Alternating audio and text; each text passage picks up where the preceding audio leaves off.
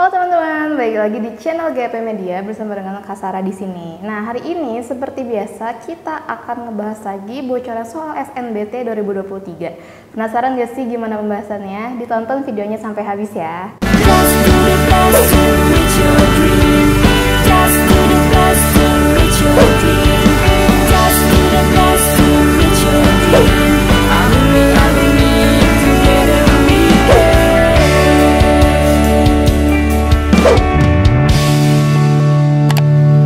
Mau belajar TPS UTBK 2023 versi kurikulum merdeka? Ikut kelas online di GP Media aja. Kamu bisa belajar 4 subtes TPS dalam 20 kali pertemuan dengan benefit ebook, 12 kali tryout, dan masih banyak benefit lainnya. Harganya 350.000 aja loh. Ayo buruan daftar dan jangan ketinggalan. Kapan lagi kamu bisa ikut tryout UTBK gratis di GP Media kalau bukan sekarang? Siapa aja bisa ikutan loh, jadi jangan sampai ketinggalan. Bagi kalian yang lagi cari tryout UTBK dan ujian mandiri untuk masuk PTN, gak usah bingung karena GP Media menyediakan tryout UTBK dan ujian mandiri untuk beberapa PTN ternama di Indonesia. Mulai dari harga 25.000, kalian sudah dapat ribuan soal prediksi, video pembahasan, dan ada kelas online juga loh. Tunggu apa lagi? Yuk daftar sekarang. Oke, di sini udah ada dua teks ya, teks 1 and teks 2. Oke, sebelumnya kita lihat dulu soalnya ya. Oke, soalnya based on information from the two texts, which of the following will most likely happen in the future? Oke, berarti di sini pertanyaannya berdasarkan informasi dari dua teks di atas gitu ya. Which of the following, di mana atau yang mana dari pilihan di bawah ini will most likely happen in the future, yang akan terjadi di masa depan atau di masa yang akan datang. Nah, berarti di sini kita harus baca dulu nih kedua teks di atas, oke? Untuk mempersingkat waktu ya, di sini kan ada kesimpulannya. Kesimpulannya tuh biasanya ada di akhir paragraf atau di akhir kalimat. Oke, kita baca kalimat atau paragraf terakhir di teks pertama. The research of this new plastic is joined by experts in biology, chemistry, and marine science. Nah, penelitian dari pembuatan plastik baru ini katanya joined by experts in biology, diikuti oleh para ahli di bidang biologi, chemistry atau kimia, and marine science dan ilmu kelautan. They have shown that it is possible to make durable plastic that also can degrade in the ocean. Kata para ahli ini, mungkin saja mereka membuat plastik yang tahan lama, tapi can degrade itu artinya bisa terurai in the ocean, di lautan.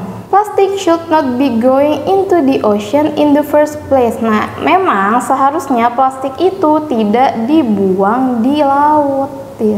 Karena laut itu emang bukan tempat pembuangan sampah ya. Terus selanjutnya, but now if they do, this new plastic can become food for microorganisms and not harmful trash. Nah, tapi kalau mereka membuang sampah ke lautan dengan sampah yang baru ini, sampah baru itu maksudnya yang bisa terurai di laut ya.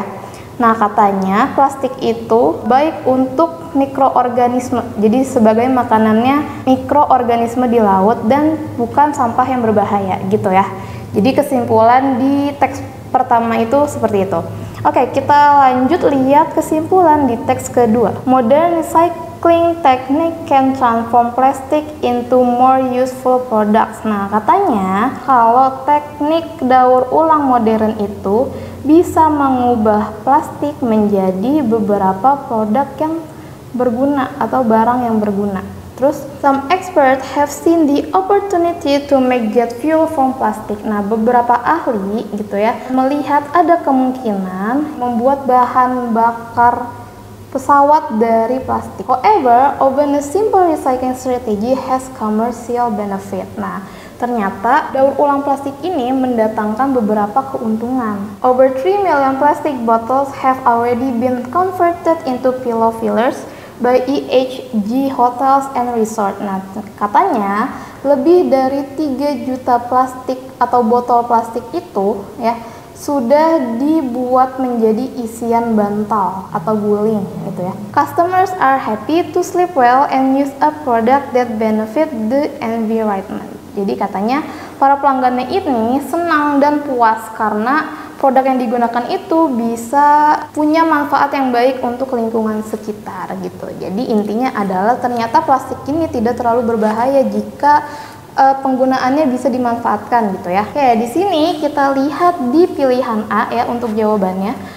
Pilihan A, plastic waste in the ocean is unavoidable. Sampah plastik di lautan itu tidak bisa dihindari. Unavoidable itu tidak bisa dihindari. Lalu pilihan B, it is impossible to preserve customer food without biodegradable plastic. Artinya tidak mungkin mengawetkan makanan pelanggan tanpa plastik yang dapat terurai gitu ya. Lalu C, disposing plastic waste into seawater will create more job opportunities. Nah, pilihan C ini maksudnya membuang plastik sampah ke laut will create akan membuat banyak lapangan pekerjaan. Lanjut pilihan D, marine organisms can be used to recycle plastic into pillows. Yang artinya organisme laut dapat digunakan untuk mendaur ulang plastik menjadi bantal. Ya, ini juga salah ya.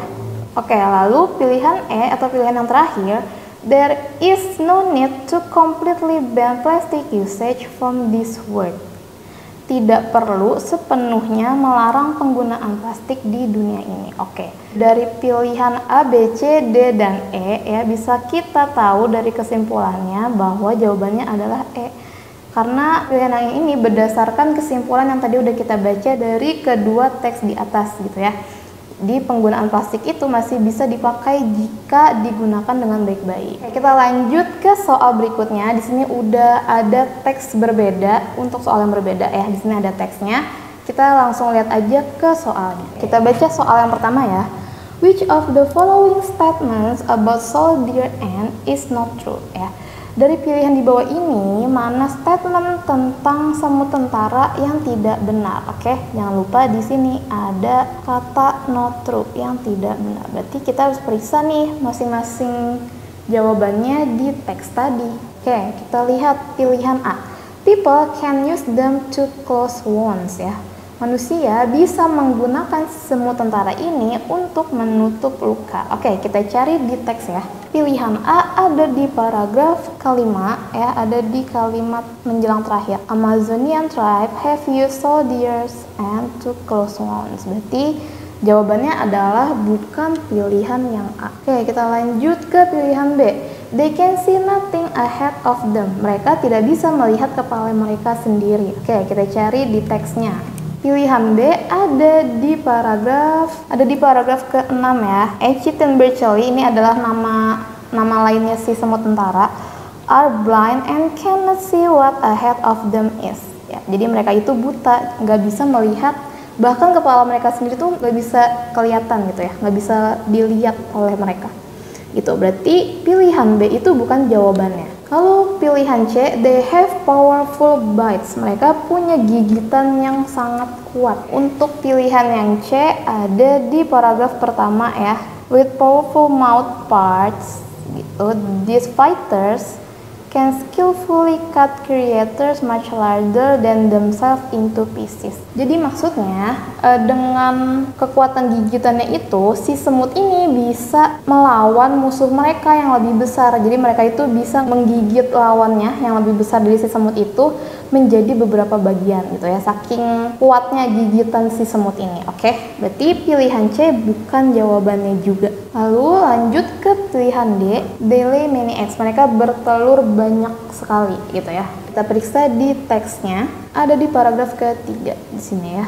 They are stay for about 20 days as the queen lays as many as 300,000 eggs. Nah, jadi di sini yang bertelur itu bukan si semut tentaranya, tapi queen-nya atau ratu semutnya. Ya, di sini ada queen atau ratu semutnya. Nah, berarti statement ini salah. Jadi jawabannya adalah pilihan D karena yang bertelur itu adalah ratunya ya, bukan si semut tentaranya. Oke, lanjut ke nomor selanjutnya.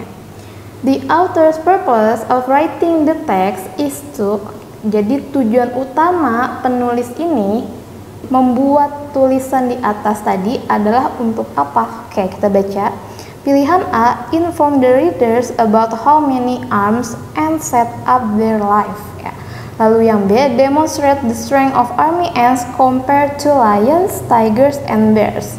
Ya, mendemonstrasikan kekuatan dari semut tentara ini dibandingkan dengan lions, tigers, and bears.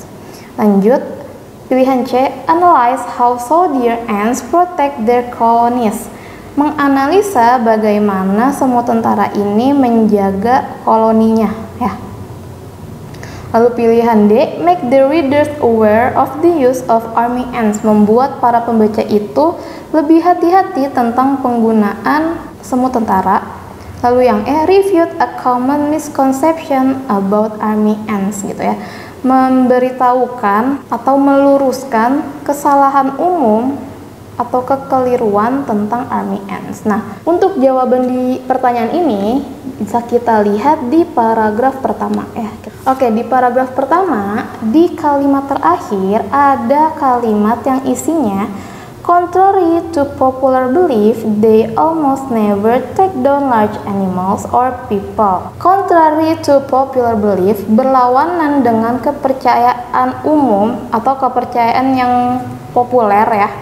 They almost never take down large animals or people. Nah, D-nya di sini adalah si semut tentaranya. Jadi mereka itu ternyata hampir tidak pernah take down, membunuh large animal or people ya. Mereka itu tidak pernah membunuh binatang besar atau manusia gitu. Jadi walaupun mereka ini punya gigitan yang kuat, ternyata mereka itu hampir tidak pernah membunuh lawan mereka yang lebih besar gitu ya. Oke, jadi untuk pertanyaan ini ya jawabannya adalah pilihan E, refute a common misconception about army ants gitu ya. Karena banyak kekeliruan dari pemahaman manusia tentang semut tentara ini, makanya diluruskan oleh si penulis. Oke, jadi segitu aja pembahasan untuk bocoran soal SNBT 2023 hari ini. Semoga teman-teman bisa belajar dan mempersiapkan diri kalian dengan lebih baik lagi. See you on the next video. Bye.